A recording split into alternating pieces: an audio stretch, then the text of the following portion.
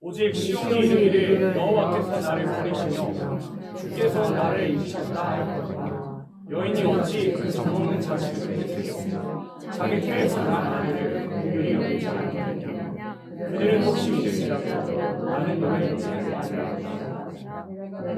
15절까지 있습니다. 오늘 설교의 제목은 주님이 잊을 수 없는 중에 역사라는 설교의 제목으로 말씀을 나누고자 합니다. 아까 성가 부르다가 대뜸 질문했습니다. 주님을 잊으면서 잊어버리신 적이 있느냐고 질문을 했습니다. 아니라고 하는 분들도 있고 맞다고 하시는 분들도 있었는데 15절을 보니까 우리가 혹시 사람이 주님을 잊는다 할지라도 주님께서는 택한 백성을 끝까지 잊지 아니하시리라고 말씀하셨던 겁니다. 마치 이 자식이 있는 여인이, 자식이 있는 어머니가 그 젖먹는 자식을 잊지 않는 것 같이 하나님께서 택하신 백성들, 태에서부터 이름을 부르신 그 백성들을 잊지 아니하시겠다고 말씀을 하신 겁니다. 이사야 49장의 제목은 택한 종의 축복입니다. 택한 종의 받을 축복에 대해서 말씀하실 때 1절로 3절에서는 택한 종의 태에서 남으로부터 부르시고 어미 복중에서 나옴으로부터 이름을 말씀하시고 마강한 살 같이 만드시기 위해서 손끈에 감추시고 마강한 살과 같이 또 칼과 같이 가시는 그러한 시련의 기간이 있는 것을 말씀을 하시면서 14절로 15절에 보니까 주님께서는 그러한 종들을 완성이 된 그러한 종들을 잊을 수 없다고 말씀을 하신 겁니다. 그래서 주님께서는 당신의 사랑하시는 백성들, 사용하실 백성들을 들어 쓰시는 동시에 그 종을 통해서 역사한 그러한 일들을 하나님께서는 잊지 않으신다고 14절로 15절에 강하게 강조를 했던 겁니다. 우리 사람이 조금 힘든 일이 있으면 또 흔들려야 돼요. 주님과 또 다른 것들 사이에서 고민해야 하는 것들이 있으면 혹 우리들은 주님 말고 다른 것들을 선택하기도 합니다. 우리의 생계가 달린 문제가 있으면 생계를 선택하기도 하고 또한 돈이면 또한 학업이면 다른 것을 선택하기도 하지만 주님께서는 오로지 우리를 잊지 아니하신다는 것을 말씀을 하신 겁니다. 그렇다면 주님이 잊을 수 없는 종이 되면 오늘 부르신 해같이 빛나리 찬송처럼 주님이 기억하시면 그걸로 족한 건데 주님께서 기억하시는 그러한 사람이 되면 족한 건데 그럼 그 기억하실 만한 사람이 되려면 어떠한 과정이 있어야 되는지를 오늘 살펴보겠습니다. 3절로 4절 같이 읽도록 하겠습니다. 내게 이르시되 너는 나의 종이요 내 영광을 나타내 이스라엘이라 하시느니라. 그러나 나는 말하기를 내가 헛되이 수고하였으며 무익히 공연히 내 힘을 다하였다 하였도다. 정령이 나의 신원이 여호와께 있고 나의 구원이 나의 하나님께 있느니라. 3절로 4절에서는 이 주님께서 기억하실 만한, 주님께서 절대로 잊어버리지 아니할 만한 그런 종이 되기 위해서는 사람에게 인정을 받지 못하는 일을 지나가야 할 것을 말씀을 하신 겁니다. 사람에게는 인정받지 못할 일, 주님에게 인정받으려면 사람에게 인정받지 못할 것을 각오하고 나아가야 된다 이 말입니다. 주님께 인정받으려면 마태복음 6장에서도 사람에게 보이려고 하지 말고 사람에게 보이려고 선을 행하지 말고 하나님 아버지 앞에 상의되는 그러한 상급을 왼손이 하는 일을 뭐가 모르게 하라고 했습니까? 오른손이 모르게 하도록 선을 행할 것을 말씀을 하신 겁니다. 우리가 살아가는 일 중에서 그렇습니다. 주님께서 이 편지서 말씀 보니까 모든 사람을 대하여서 죽게 하듯 하면 주님께서 쇼츠 영상에도 올렸지만 형통하게 해주십니다. 땅에서 잘되게 해주십니다만은 그럼에도 택한 백성들 하나님께서 크게 사용하시고자 하신 그런 사람들을 보면 성경에서 나오는 그러한 사람들을 보면 주님께서 다 시련과 연단의 과정을 사람에게 인정을 받지 못할 그런 과정을 지나게 하신 것을 알 수가 있습니다. 4절에서도 내가 헛되이 수고하였으며 무익히 공연히 내 힘을 다하였다 하였도다. 그렇게 말할 정도로 그렇게 고난을 지나는 사람들이 사람에게 인정을 못 받는 그러한 과정에서 세상의 하나님께 내가 헛되이 수고한 것 같습니다. 무익히 공연히 내 힘을 다한 것 같습니다. 내가 헛수고한 것 같습니다라고 하나님 앞에 울분에 토할 정도로 땅에서 인정을 받지 못하는 그러한 길을 지나가야 할 것을 말씀을 하신 겁니다. 우리 주님께서도 가는 곳곳마다 무슨 왕이라고 소리를 들으셨습니까? 귀신의 왕, 바알세불의 왕이라는 그런 소리까지 들으셨습니다. 마태복음에서도 또 여러 복음서에서도 종이 뭐보다 나을 수 없다고 말씀하셨습니다. 종이 주인보다 나을 수 없다고 분명히 강조를 하셨습니다. 우리 주인 대신 예수님께서도 이 땅에서 어디 인정을 받으셨습니까? 날 때부터 마국간 그 천한 말 밥통에 태어나시고 날 때부터 겸손한 모습으로 낮은 곳으로 정말 사람에게 인정받지 못하고 세리와 또한 병자들과 창기들과 친구가 되신 예수님, 주님께서 그 길을 가셨더라면 사람에게 인정받지 못하고 대제사장들과 그 당시 유대 지도자들에게 인정받지 못한 유대 지도자, 이 유대교를 이끌어갈 지도자들에게 인정받지 못할 길을 주님께서 가셨더라면 우리들도 교회에서 인정해주지 않고 주변 사람들이 인정해주지 않더라도 우리가 그 길을 가야만 주님께서 기억하시더라 이겁니다. 그래서 제가 좋아하는 말 중에 이런 말이 있는데요. 전에 식어진 가슴에 불을 붙여라 라는 책을 읽고 한 구절을 제가 꽂혔는데 이런 구절이 나옵니다. 세상이 나를 버리면 나는 주님께 가지만 주님께서 나를 버리시면 나는 도대체 어디로 갑니까? 라는 구절이 나옵니다. 한번 주님께 선포해 볼까요? 세상이 나를 버리면 나는 주님께 가지만 주님께서 나를 버리시면 나는 갈 곳이 없습니다. 이것만 가지고 살아도 우리의 신앙생활은 해결이 됩니다.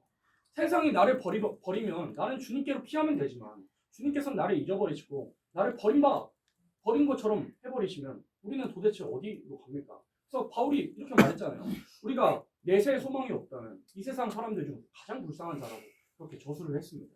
그래서 주님께서 가장 기뻐하시는 종의 모습이 뭐냐면 사람에게 인정받지 못하더라도 오직 주님께 인정받기 위해서 나아가는 사람. 그래서 사도 바울이 고린도 전서에서 그렇게 말하잖아요.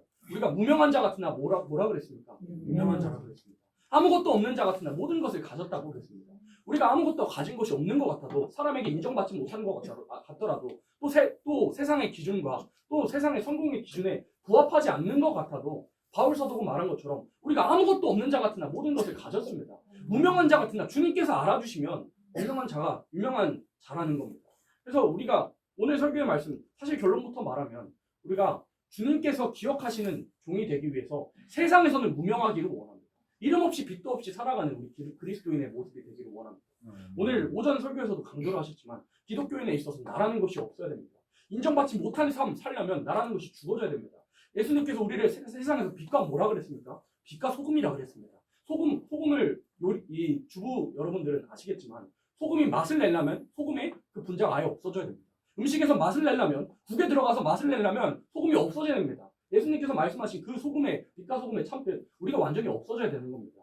세상에서 이름 없이 빛도 없이 정말 오직 예수 그리스도의 이름을 빛내기 위해서 나라는 그 이름을 잊어버리고 오직 예수 그리스도의 영광을 위해서 내가 인정받는 것을 정말 뒤로하고 주님의 인정만을 위해서 달려가는 사람은 주님께서 결코 잊을 수 없다고 3절로 4절을 통해서 말씀을 하신 겁니다. 그래서 오늘 기억하실 말씀 정말 주님께서 내 이름을 알아주시고 나를 잊지 않게 하는 그런 모습을 갖추기 위해서 나는 세상에서 유명하기를 원하자. 그런 것만 가지고 이 설교 시간에 그것만 가지고 돌아가셔도 이 설교 말씀은 다 여러분 잘 들으신 겁니다. 세상에서 무명하더라도 주님께 유명한 자가 되기 위해서 나아가는 우리들이 되기를 원합니다. 6절 말씀 같이 읽도록 하겠습니다.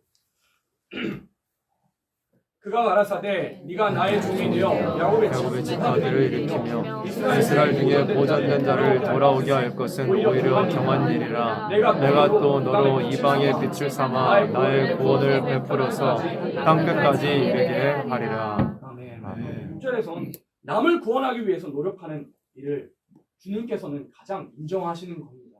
이 6절에서 이방의 빛을 삼아 전파하게 될 것은 오히려 경한 일이라 그랬습니다. 오늘날까지 정말 예수님 이 세례요한의 전파로부터 또 사도들이 이 천국 복음을 얼마나 남을 살리기 위해서 전파해 왔습니까? 바울 사도는 어느 정도까지 말합니까? 빌립보 교회 성도들을 나의 면류관이라고 소개할 정도로 그렇게 남을 구원하기 위해서 애썼던 그런 모습을 가지고 있었던 겁니다. 그래서 주님께서 기억하시는 주님께서 절대로 잊지 않으시는 종의 모습은 두 번째는 남을 구원하기 위해서 애쓰는 모습입니다.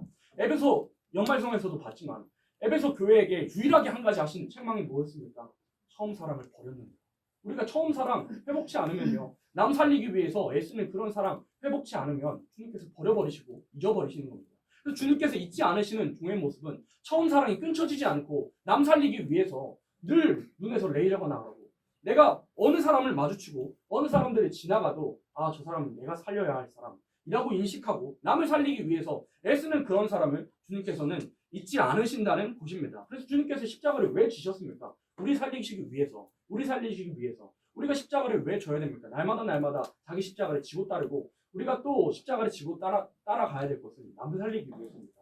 우리가 이 예언의 말씀 왜 우리로 먼저 듣게 하셨습니까? 먼저 알아서 먼저 무장해서 남 살리려고 이 예언의 말씀을 먼저 있게 하신 것 아니겠습니까? 그래서 우리는 남 살리기 위해서 하나 되는 것으로 목적을 하고 나아가야 되는 겁니다. 마태복음에서는 마태복음 25장에서는 양과 염소를 향해서 이 오른편에 있는 양에게 내가 줄일 때 너희가 먹였고 내가 목마를 때 나로 먹이게 하였으며 내가 옥에 갇혔을 때 너희가 돌보았다고 말씀하니까 양이 뭐라고 합니까?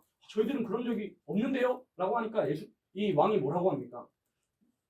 이 작은 자에게, 이 제일 작은 자에게 한 것이 내게 한 것과 같다고 말씀을 하신 겁니다. 남을 구원하기 위해서 힘쓰는 것은 이 영적인 것뿐만 아니라 또한 육적인 것들도 남을 구원하기 위해서 영육간으로 힘쓰는 우리들이 되어야 될 것을 말씀을 하신 겁니다. 사도 바울의 이 사도행전 20장에 가보면 사도 바울이 마지막 유언이 있습니다. 사도 바울의 마지막 유언이 뭐였냐면 나의 달려갈 길을 모두 마치려 하면은 나의 생명을 조금 더 아끼지 않겠다고 하신 말과 더불어서 제일 마지막에 한 부분이 예수님께서 친히 말씀하신 바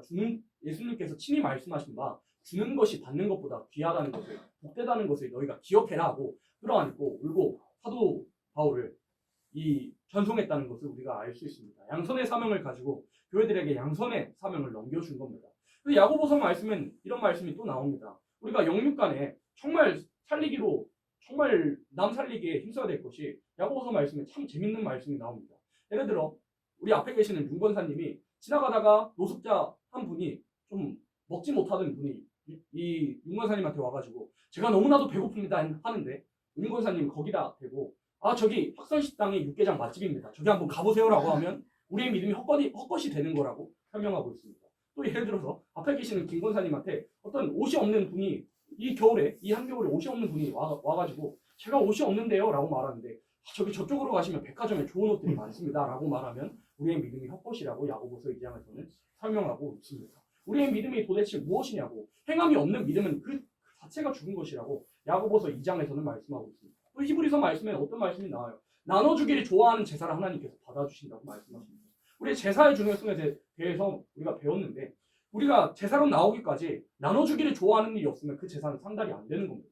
히브리서에서는 세상에 나눠주는 것을 하나님께서 제사로 인정을 하셨습니다. 나눠주는 것, 선을 행하는 것을 주님께서는 제사로 인정하셨던 겁니다. 그래서 무엇보다 중요한 것, 육적인 것도 중요하지만 사도 바울이 모든 것을 먼저 하되 주의 믿음의 가정들에게 먼저 할지라고 말씀하실 정도로 나눠주는 것도 정말 중요하지만 무엇보다 이 시대에 중요한 것은 예언의 말씀을 때려 따라 읽고 듣고 지켜서 나눠줄 그런 사람들이 되는 것이 정말 중요합니다. 마태복음 24장에서 예언의 말씀 나눠주는 것, 정말 이 시대에는 이 말씀에 가란 심령들이 얼마나 많은 우리 주변에 봅니까?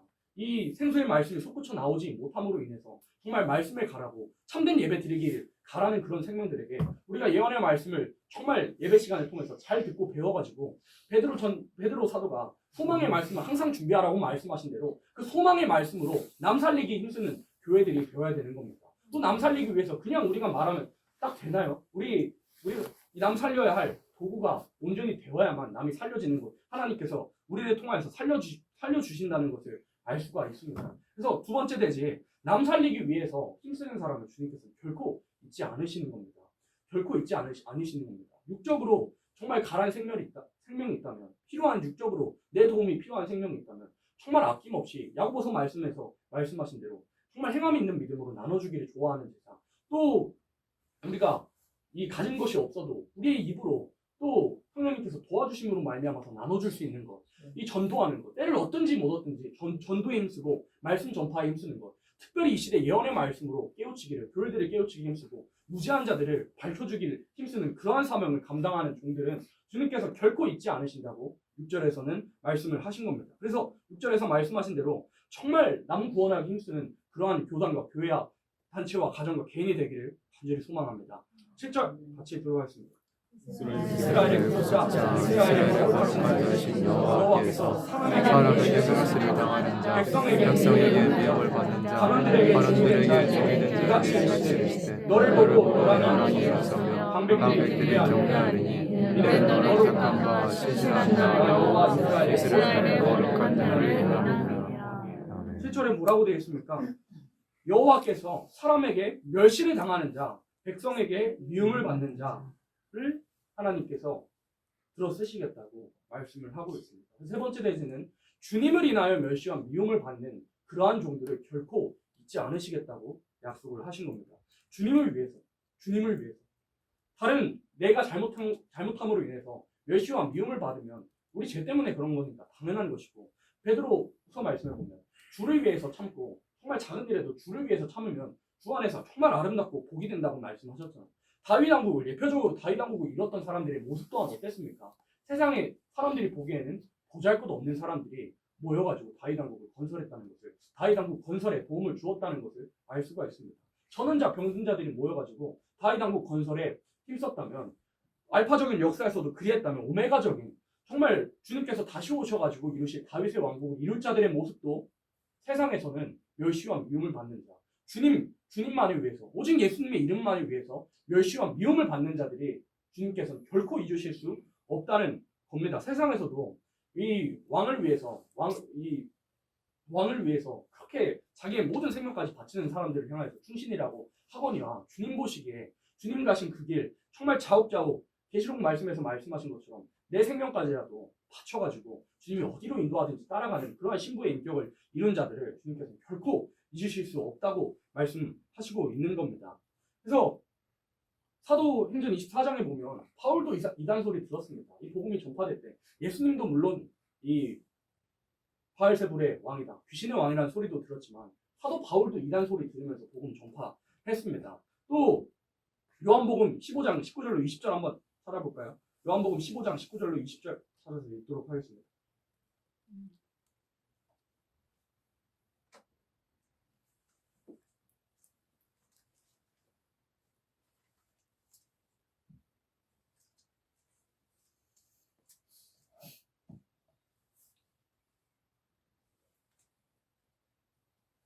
하셨으면 같이 읽습니다. 너희가 세상에 속하였으면 세상이 가질 것을 사랑할 터이나 너희는 세상에 속한 자가 아니요 도리어 세상에서 나의 택함을 입은 자인 거로 세상이 너희를 미워하느니라. 내가 너더러 종이 주인보다 더 크지 못하다 한 말을 기억하라. 사람들이 나를 핍박하였은즉 너희도 핍박할 터이요 내 말을 지켰은즉 너희 말도 지킬 터이라. 너희가 세상에 속하였으면 세상이 자기의 것을 사랑할 터이나 너희는 세상에 속한 것이 아니요 도리어 세상에서 나의 택함을 입은 자인 거로 세상이 우리를 미워한다 그랬습니다. 내가 너희도로 종이 주인보다 크지 못한다 하는 말을 기억하라. 사람들이 다른 곳곳마다 예수님 잡아 죽이려고 작당 모의들을 하고, 유대인들 그 지도자들이 예수님 잡아 죽이려고 작당 모의를 했다면, 우리들을 향하여서도, 예수님의 종인 우리들을 향하여서도 그리하다고 말씀하고 있는 겁니다. 또 예수님의 말을 지켰은즉 믿는 자들은 정말 소수인 천에 하나 만에 하나 하나님의 말씀을 듣기로, 하나님의 말씀을 순종하기로 예정되어 있는 생명들은 정말 남이 뭐라 하든지 말든지 이 말씀을 지킬 것이라고 예수님께서는 이렇게 약속을 해주셨던 겁니다. 그래서 사람을 위해서 멸시를 받고, 사람을 위해서 이 세상에서도 이 임금을 위해서 멸시를 받고 힘든 세월을 지나가는 사람들도 충신이라고 하거니와, 정말 오직 예수님을 위해서, 우리에게 상갚아 주실 예수님을 위해서 정말 충성할 만하지 않습니까? 멸시와 미움 받더라도, 싫은 소리 듣더라도 우리가 이 길 갈 만하지 않습니까? 하박국 말씀에서 우리에게 소망이 되는 말씀을 해주십니다. 혹이 너희에게 고할지라도 너희가 듣지 아니하리라 말씀하신 겁니다. 우리가 복음 전파에도 사람들이 듣지 않더라도 우리가 낙심하지 않을 것은 그렇게 하시기로 하나님께서 작정하셨기 때문에 우리가 낙심하지 않고 나아갈 수가 있는 겁니다. 또 다른 요한복음 말씀에서 너희가 환난을 당하나 담대하라고 말씀, 분명히 환난을 당하리라고 말씀하신 겁니다. 분명히 멸시와 핍박과 싫은 소리를 들을 것이라고 말씀하셨던 겁니다. 그러나 예수님께서 세상을 이긴 같이 우리로도 이김을 주시고 세상을 이길 힘을 주신다는 것을 약속을 하셨기 때문에, 사람에게 어떠한 말을 듣더라도, 바울 사도가 재판을 받는 중에서도 나는 이단 소리 들어도 이 복음을 전파하기에 강하고 담대하게 나아간 것처럼, 우리도 그 바울 사도의 돈을 받아가지고 어떤 싫은 소리 듣고, 이단이라는 소리 듣고, 정말 이상한 교회라는 소리도 듣고, 주변 사람들에게 이상한 평가도 받고, 이상한 말을 듣고, 멸시의 소리도 듣고, 미쳤다는 그런 소리를 들을지라도 우리는 염려하지 않고 나아갈 수가 있는 겁니다. 예수님께서 타 성경에 기록하시고 하나님께서 하박국 선지자를 통해서 혹이 너희에게 고할지라도 너희가 듣지 아니하리라고 미리 약속하셨기 때문에 우리가 담대하게 나아갈 수가 있는 겁니다. 그래서 세 번째 내지는 사람에게 멸시와 핍박을 받는 그러한 종을 하나님께서는 정말 잊지 아니하시고 사랑하신다는 겁니다. 네 번째, 기도가 상달되는 일입니다. 8절입니다. 같이 읽습니다. 여호와께서 또 가라사대 너희 때 내가 내게 응답하였고 구원의 날에 내가 너를 도왔도다. 내가 장차 너를 보호하여 너로 백성의 언약을 삼으며 나라를 일으켜 그들로 그 황무였던 땅을 기업으로 상속케 하리라. 아멘. 8절은 기도가 상달되는 일이 있어야만 주님께서 기억하시고 인정하시는 그러한 종이 된다는 겁니다. 기도가 상달되고 예배가 상달되는 일이 있어야만 주님께서 기억하시는 종이 된다 이겁니다. 오늘 오전 말씀을 통해서 또 목사님 설교를 통해서 예배가 얼마나 중요한지에 대해서 배웠습니다. 예배가 얼마나 중요한지, 기도가 얼마나 중요한지. 계시록 11장에서 예배가 기도가 상달되면 살고 예배가 기도가 상달되지 않으면 실제로 앞에 있는 어린아이라 할지라도 부녀라 할지라도 처녀라 할지라도 다 죽임을 당할 것을 그렇게 말씀을 하셨던 겁니다. 성소에서부터 그렇게 죽임을 당할 것을 말씀하셨던 겁니다. 그러나 오늘이라는 삶 속에서 기도가 또한 예배가 상달되는 사람은 죽임을 당하지 않은 것은 물론이거니와 권세 역사를 받아서 그 원수를 짓밟게 될 그러한 소망을 우리가 가지고 있습니다. 특별히 오늘이란 삶 속에서 우리가 어떠한 심정으로 기도를 해야겠습니까? 마치 출애굽할 당시에 그 애굽왕 바로 요셉을 모르는 그런 애굽왕 바로가 정말 이스라엘을 고역해 함으로 인해서 그 이스라엘 백성들이 울며 하나님께 신음한 같이 그 당시 그 이스라엘 백성들 그 민족은 우리는 앞으로 정말 예수님께서 언급하신 대로 천지가 창조된 이후로 전무후무한 환란이 앞으로 올 것을 대비해서 오늘이란 삶 속에서 눈물로 기도를 드리고 눈물로 예배를 드리고 영가진리 충만한 예배를 드리는 사람은 하나님께서 잊지 않으시는 겁니다. 세상에서는 많은 보석들이 있습니다. 뭐 다이아몬드도 있고 여러 가지 제가 알지 못하는 그런 보석들도 있지만 우리가 지금 오늘이란 삶 속에서 흘리는 눈물의 기도만큼은 눈물의 기도 또한 눈물의 예배 그 눈물만큼 귀한 보석은 없는 줄을 압니다. 정말 비싼 다이아몬드 뭐 수억하는 그런 보석들이 있더라도 환란 날에 은가금이 여호와의 날에서 여호와의 분노의 날에서 건진다 그랬습니까? 건지지 못한다 그랬습니까? 은가금이 건지지 못한다 그랬습니다. 은가금이 보석들이 그런 환란이 닥쳐올 때 우리를 건져내지 못하지만 우리가 지금 흘리는 눈물의 기도와 정말 주님께 간구하는 그 부르짖는 기도와 부르짖는 그러한 예배 그 흘리는 눈물을 하나님께서 받아주시고 우리를 구원하실 것을 우리가 알기 때문에 정말 우리가 흘리는 정말 성회를 통해서 많은 눈물을 흘리셨을 겁니다. 그 흘리는 눈물들이 정말 보석 같은 줄을 압니다.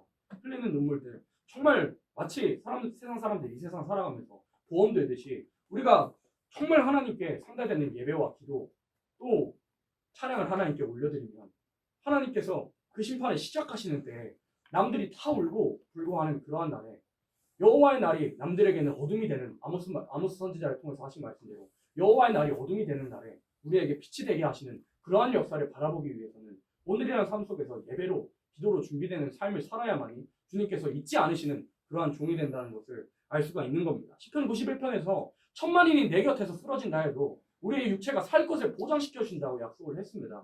천만인이 쓰러져도 내 옆에서 연병으로 인해서 전염병으로 인해서 천만인이 쓰러져도 천 사람이 쓰러지고 만 사람이 쓰러져도 너만큼은 보내주시라고 그 육체를 살게 하시리라고 분명히 약속을 하셨습니다. 그러한 상태가 되기 위해서는 우리가 뭘 힘써야겠습니까? 예배에 힘쓰고 기도 상달에 힘써야만 시편 91편에서 천만인이 쓰러지는 그러한 환란 날에도 하나님께서 육체를 보장을 시켜주시는 겁니다. 그래서 사람이라면 살다 보면 어린 학생이라 할지라도 한 번 이상은 내 힘으로 어찌할 수 없는 그러한 상황이 오기도 합니다. 기도해야만 한 상황들이 오기도 합니다. 지금 이 시대에는 기도하지 않으면 배기지 못하는 그러한 시대가 왔습니다. 정말 그 아이들이 하수에 들어가는 것을 본 부녀의 심정처럼 우리의 심정도 앞으로 내가 지금 이 시간에 눈물을 흘리지 않으면 이 시간에 내가 눈물로 기도를 상달시키지 않으면 눈물로 예배를 상달시키지 않으면 앞으로 올 환란에 내 사랑하는 자녀가 내 남편이 내 친구들이 내 주변 사람들이 죽는다는 것을 생각을 하고 눈물 흘리는 그런 기도와 그런 예배가 있어야만이 마지막 때 하나님께서 인정하시는 그런 택한 종이 된다는 것을 알 수가 있습니다. 13절 같이 읽도록 하겠습니다. 하늘이여 노래하라 땅이여 기뻐하라 산들이여 즐거이 노래하라 여호와가 그 백성을 위로하셨으니 그 고난당한 자를 긍휼히 여길 것입니다. 왜 기뻐하라 그랬습니까? 왜 산들이여 즐거이 노래하라 그랬습니까? 여호와께서 그 백성을 위로하였은지 그 고난당한 자를 긍휼히 여길 것입니다. 가장 중요한데요. 마지막입니다. 마지막 대지는 고난을 당하는 사람을 주님께서 잊지 않으시는 겁니다. 팔복 중에 마지막 복이 무엇입니까? 우리를 위하여 핍박을 받는 자가 가장 복되다고 그러셨습니다. 세상에서도 주인공은 마지막에 등장한다고 합니다. 마지막 복이 고난을 당하는 것, 우리를 위하여 핍박을 받는 것, 우리의 앞선 선지자들, 믿음의 선지자들도 그렇게 고난을 받았다고 마태복음 5장에서 산상복음, 팔복을 말씀하시면서 우리를 위하여 핍박받는 자가 가장 복되다고 말씀을 하셨습니다. 고난을 당하는 일이 가장 주님 보시기에 인정하실 만한 그러한 상태고 주님이 인정하실 만한 그러한 것이라는 겁니다. 오늘 특성한 것처럼 우리의 모든 충성과 우리의 헌신과 우리의 모든 눈물과 우리의 찬송을 주님께서는 잊지 않으시는 겁니다.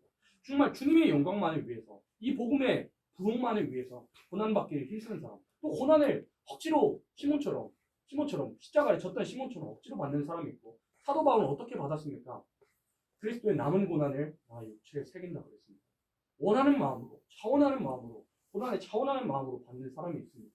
어떤 사람이 주님 보시기에 잊지 못할 종이 되겠습니까? 고난의 차원에서 주님께서 가신 그 십자가의 남은 길을 내가 그 피 흘리신 그 자국 따라 한 발자국 한 발자국 고난의 길을 걸으며 가는 그 생명을 더 기뻐하시지 않겠어요? 고난받기를 원하는 이 남은 한 해가 되기를 원합니다. 고난받기를 원하는, 차원에서 받기를 원하는 그러한 사람들이 되어야 되는 겁니다. 로마서 8장에서도 우리가 예수 그리스도를 통해서 하나님을 아빠 아버지라고 부를 수 있는 권세를 받았다면 너희가 하나님께서 주시고자 하시는 나라를 유업으로 받을 후사라고, 의의 후사라고 말씀하시면서 너희가 의의 후사요 그 상급을 받을 자라면 고난도 함께 받을 것이니라 라고 말씀을 하시는 겁니다. 고난을 함께 받을 것을 말씀을 하신 겁니다. 또 사도 바울이 디모데에게 당부할 때 뭐라고 말합니까? 그리스도 안에서 무릇 경건하게 살고자 하는 자는 핍박을 받으리라 말씀하셨습니다. 내가 핍박 없는 삶, 평안한 삶만 살고 있다면 나는 경건하게 살고 있는 사람이 아닙니다. 자랑스러운 여호와 세립교단 성도로서 정말 평안한 삶만, 아무 싫은 소리 안 들은 그런 삶만 살고 있다면 나는 경건하게 살고 있지는 않은 겁니다. 복음 전파 안 하고 있는 겁니다. 복음 전하면 이 첫 시간부터 정도희 목사님께서 말씀하신 대로 복음 전파하면 이단 소리 듣고 싫은 소리 듣고 학교에서는 혼자 있는 것을 감수해야 될 수도 있고, 저 같은 경우는 교실에 갇혀서 있어본 적도 있고 뭐 여러 가지 핍박을 당해봤습니다만은 제가 그 고난을 겪으면서 깨달은 것이 하나 있습니다. 저도 뭐 여러분들처럼 고난을 당했냐 생각을 할 때 좀 부끄럽기도 하지만 고난을 당하면서 깨닫는 것이 고난은 당하면 당할수록 주님만 더 드러나는구나. 고난은 당하면 당할수록 나라는 것이 숨겨지고 내 힘듦은 숨겨지고 십자가만 기억이 되는구나. 고난이 최고의 선물입니다. 우리 삶에 있어서 최고의 선물입니다. 제가 비교를 평소에도 한번 해봅니다. 매일 고난 받는 삶, 네? 매일 평안한 삶 선택하라고 하면 저는 전자를 고를 것 같습니다. 매일 평안한 삶 당장 살기에는 한 일주일 살기에는 좋을지 모르겠습니다만은 매일 평안한 삶을 살다 보면 사람이 간사해서요, 죄의 질이 있어서요, 하나님 잘 안 찾습니다. 그래서 잠언에 보면 이런 잠언이 나오잖아요. 나로 가난하게도 마옵시고 부하게도 말아달라. 내가 부하면 하나님 잊어버릴까봐 그게 너무나도 두렵다고 그런 잠언이 나오기도 합니다. 우리가 평안한 가운데 있으면 간절함이 없습니다. 기도에 간절함도 없고 뭘 하는데도 평안한 중에 도취돼가지고 주님 찾는 일보다 정말 세상의 일에만 눈에 뜨는 것이 고칠 수 없는 인간의 본성입니다. 그래서 하나님의 사람들은 하나님께서 고난으로 몰아가시는 겁니다. 하나님께서 들어쓰시고자 하는 사람은 가라 하면 가고 멈춰야 하면 멈춰야 하는 사람이 돼야 되거든요. 그렇기 때문에 모세를 40년 동안 굴림같이 또 사랑하시는 한나에게 부름을 허락하신 것 같이 요게벳에게 그런 자기 아들을 하수에 떠내보내야 하는 그런 상황을 주신 같이 오늘날 우리에게도 고난을 허락하신다. 그 고난이 우리에게 당장에는 힘든 것 같으나 우리에게 유익이 되고 우리의 인격이 자라나고 또한 그 고난을 통해서 무엇보다 하나님을 볼 수 있게 되는 겁니다. 그래서 정말 저도 예배 시간을 비교를 해보면 정말 그 중학교 2학년 때 제가 한참 그런 소리 들을 때 들었던 그 예배의 감격과 지금의 감격과 솔직히 말하면 비교가 안 됩니다. 또 고난 받고 핍박을 받을 때 그래도 예배당 앉으면 훌쩍 눈물부터 나고 감사부터 나오고 오히려 그렇게 핍박하는 사람들을 위해서 처음엔 솔직히 믿기도 했지만 나중에는 깎여가면 깎여질수록 그들을 위해서 기도했던 것 같습니다. 그때 받은 은혜와 사랑과 또 넘치는 그런 기쁨을 저는 아직도 잊지 못합니다. 고난받으면 그렇게 기쁨이 있습니다. 고난당하면 아, 내가 이 고난을 통해서 하나님께서 결코 갚아주시겠구나. 갚아주시겠구나. 절대 신앙생활은 말에 있고 있지 않고 지식에 있는 겁니다. 고난 당해봐야 예수님의 심정을 알고 고난 당해보고 또 용서도 해보고 또한 긍휼히 여겨봐야 내가 받은 긍휼이 얼마나 큰지도 알고 고난 받아봐야 힘든 일 당해봐야 정말 예수님께서 나를 위해 당하신 그 고난이 얼마나 크구나를 깨달을 수가 있게 되는 겁니다. 그래서 우리 학생들 앞에도 있지만 제가 자주 강조하기도 하거든요. 정말 성공한 삶을 살기 위해서 우리는 어떻게 해야 되느냐. 그 전제부터 틀렸습니다. 그 전제부터 틀렸습니다. 우리가 예수 그리스도를 믿은 순간부터 이미 우리는 성공한 사람들입니다. 우리 앞에 있는 학생들 예수 그리스도가 정말 마음으로 믿어지고 정말 예수 그리스도께서 우리를 위해서 죽으심과 부활하심이 믿어지고 다시 오심이 믿어진다면 이미 성공한 사람입니다. 그 말의 전제 자체가 틀린 겁니다. 기독교인에게 어떻게 해야 성공한 삶을 살 수 있을까? 이 말 전제 자체가 사실 틀린 말입니다. 우리가 이미 성공한 사람이고 굳이 더 성공을 바란다면 정말 이 땅에 있는 성공은 나는 이미 천국 시민권을 얻어서 성공한 사람이라는 것을 인지를 하고 더 나은 복음의 나음을 위해서 고난에 참여하는 것.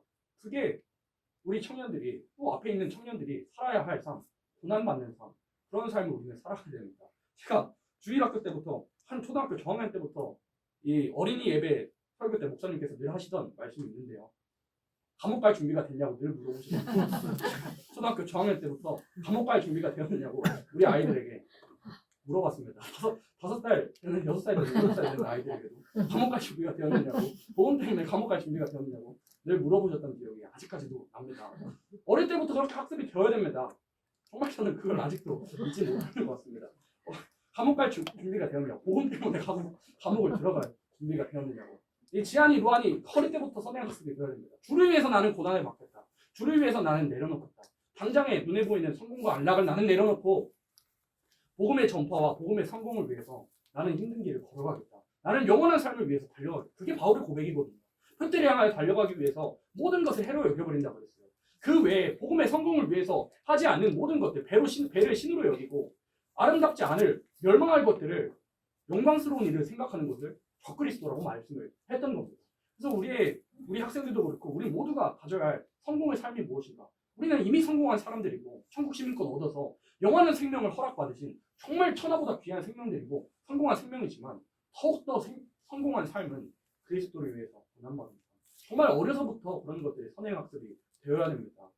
목사님께서 오전에도 말씀하신 것처럼 정말 우리가 선행학습이 되지 않아 어릴 때부터 너는 고난받을 준비가 되어야 된다. 이런 것들이 선행학습이 되지 않으면 정말 그걸 진짜로 마주했을 때 하나님을 믿지 않는 그런 친구들과 직접 마주했을 때 무너질 수밖에 없습니다. 어려서부터 너는 예수님을 믿으면 행복한 삶보단 이 땅에서는 슬픔만은 그런 것들을 겪게 되지만 너는 그 와중에도 하나님을 믿고 섬기라는 그런 말로 가르쳐야 될 것입니다. 저는 많은 사람들이 천국하면 무엇이 떠올리십니까 하면 저는 늘 눈물 많은 하늘나라라고 표현을 하기도 합니다. 눈물 많은 하늘나라.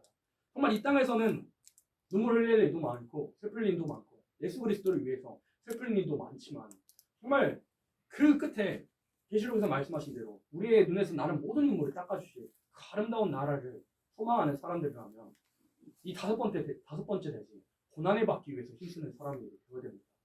나 때문에 내가 잘못함으로 인해서 다윗처럼 고난받는 것은 아무 유익이 되지 않지만 예수 그리스도의 이름을 위해서 이 복음을 위해서 고난받는 것은 주님께서 결코 그 상을 잊지 않는 겁니다. 예수님께서 소자에게 냉수 한 그릇 떠다 준 것도 잊지 않으시는데 예수님 당신의 이름 때문에 고난받는 그러한 것들을 예수님께서 잊으시겠습니까?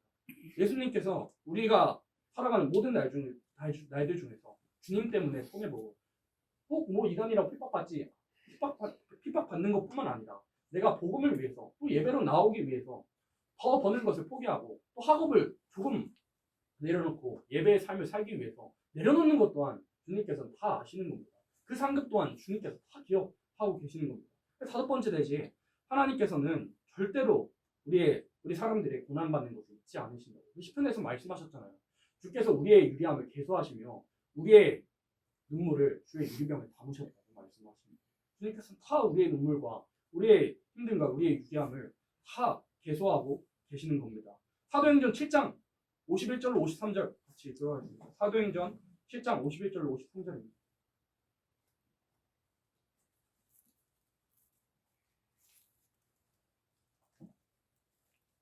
같이 들어가겠습니다. 목이 곧고 마음과 귀에 할례를 받지 못한 사람들아, 너희가 항상 성령을 거스려 너희 조상과 같이 너희도 하느니라. 너희 조상들은 선지자 중에 누구를 핍박치 아니하느냐. 위인이 오시리라 예고한 자들을 저희가 죽였고 이제 너희는 그 인을 잡아준 자요 살인한 자가 되나니 너희가 천사의 전한 율법을 받고도 지키지 아니하였구나. 처음 신약 시대 들어와서 처음 순교하신 스데반 집사님께서 성령에 충만해가지고 말씀을 전해가지고 잡혀온 그런 상황에서 아브라함 때부터 이 예수님 오시기까지 쭉 그 역사들을 설명하면서 예수님께서 오시리라고 예고한 선지자들은 너희가 죽였고 또 예고하신 그 예수님도 너희가 죽였다고 그렇게 강하게 말씀을 칼을 꽂으니까 어떻게 했어요? 잡아 죽이려고 했지 않겠습니까? 54절로 56절 같이 읽습니다. 저희가 이 말을 듣고 마음에 찔려 저를 향하여 스데반이 성령을 충만하여 하늘을 우러러 주목하여 하나님의 영광과 민 예수께서 하나님 우편에 서신 것을 보고 말하되 보라 하늘이 열리고 인자가 하나님 우편에 서신 것을 보라. 55절에 보니까 스데반이 그때 성령에 너무 충만한 나머지 하늘을 우러러 보니까 뭐라고 되어 있습니까? 하나님의 영광과 민 예수께서 하나님 우편에 서신 것을 보았다고 했습니다. 여러분 성경 어느 구절에 찾아봐도요 예수님 앉아 계십니까? 서 계십니까? 예수님 보좌 우편에 앉아 계십니다. 어떤 성경 주석을 찾아봐도 예수님 다 앉아 계십니다. 보좌 우편에 아름답게 앉아 계십니다. 근데 사도 이 스데반 집사가 죽기를 다짐하니까 이 죽기를 각오하고 순교하기를 각오하고 나가니까 성령이 충만해서 뭘 봤냐면 예수님께서 보좌 우편에서 벌떡 일어서신 겁니다. 사랑하는 스데반 집사 순교를 도와주시려고 벌떡 일어서는 겁니다. 우리가 이걸 알아야 됩니다. 우리가 우리의 힘으로 고난 절대 이겨나갈 수 없습니다. 앞으로 올 긴 압박과 긴 고난의 길을 우리 힘으로는 절대 이길 수 없습니다. 주기철 목사님 어떻게 말씀하셨어요? 잠깐의 고난은 누구나 다 견딘다고. 그러나 장기간의 고난이 되면 나도 나를 모르겠다고 그렇게 말하면서 장기간의 고난에 견딜 힘을 달라고 이렇게 주기철 목사님께서도 말씀하시기도 했습니다. 이 유일한 예수님께서 일어나신 그 성경 구절, 예수님께서 보통 보좌 우편에 앉아 계시는데 당신의 사랑하시는 종들, 당신을 위해서 핍박받을 때, 또 죽기를 각오할 때, 순교자들이 죽기를 각오할 때 예수님께서 일어나시는 겁니다. 보좌 우편에 늘 앉아 계시던 분께서 우리를 도우시기 위해서, 우리를 응원해 주시기 위해서, 우리를 성령으로 다스려 주시기 위해서 우리 힘으로 못할 걸 아니까 예수님께서 벌떡 일어나신다고. 우리가 이걸 알기를 원합니다. 이 고난은 우리의 힘으로 어떻게 할 수가 없습니다. 사람은 솔직히 말해서 죽음이 얼마나 두렵습니까? 우리가 죽음이 얼마나 두렵습니까? 우리 손에 바늘 하나 들어가는 것도 그렇게 두려워하고 우리가 걷다 보면 이 가시 들어간 것도 그렇게 아파하고 이 발바닥에 압정받으면 그렇게도 두려워하는 우리들의 모습으로 어떻게 순교를 할 수 있었겠습니까? 많은 순교자들이 어떻게 그렇게 감사하면서 이 스데반처럼 저희의 죄를 저들에게 돌리지 말아달라는 그런 아름다운 걸 할 수 있었겠습니까? 하나님께서 도우심이 없었다면 결코 할 수 없었던 일들이지만 주님께서는 우리가 고난을 당할 때 결코 우리를 도와주시더라 이겁니다. 당하면 당할수 처음엔 사람이 힘들기도 합니다. 처음에 힘들기도 하고 어렵다고 느껴지기도 하지만 하나님께서 사랑하시는 백성은 그 고난의 크기보다 예수님께서 당하신 고난의 크기를 더 바라보게 하십니다. 고난을 이길 수 있는 방법, 내가 당한 고난보다 나를 위해서 당하신 그런 예수님의 고난이 크다는 것만 기억이 되면 별로 아프진 않더라고요. 나중에 예수님께서 나보다 더 아프셨으니까 내가 어찌 아프다고 말할 수 있겠습니까? 입을 열 수가 있겠는가 하는 생각이 들기도 하고 오히려 버티기가 쉬웠던 것 같습니다.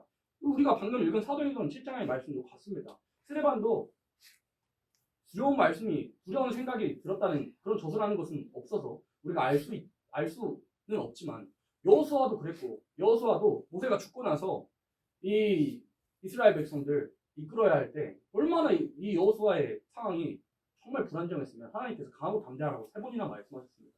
우리는 늘 불안정한 사람이라 고난을 우리 힘으로는 이길 수도 없고 힘든 일을 우리가 감당해낼 수도 없습니다만은 도우시는 하나님, 에베네셀의 도우시는 하나님, 이 방금 본 본문에서 우리가 고난당할 때 벌떡 일어나신 우리를 도우시기 위해서 일어나신 그런 예수님의 능력과 성령님의 도우심이면 우리는 순교자의 동무 그 길을 갈 수가 있는 겁니다. 야곱의 길은 우리가 걸어가는 것이 아니라 하나님께서 걸어가게 하시는 겁니다.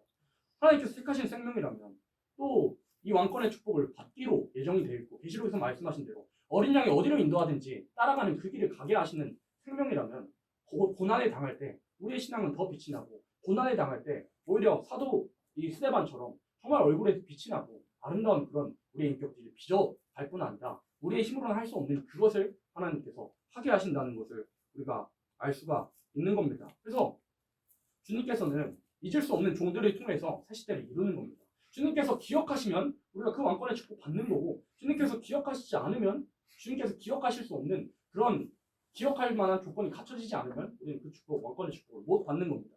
그러나 주님께서 잊을 수 없는 그러한 조건들이 갖춰진 사람에게는 어떠한 축복을 주신다고 약속하시냐면 이사야 49장 22절로 23절 같이 들어가겠습니다.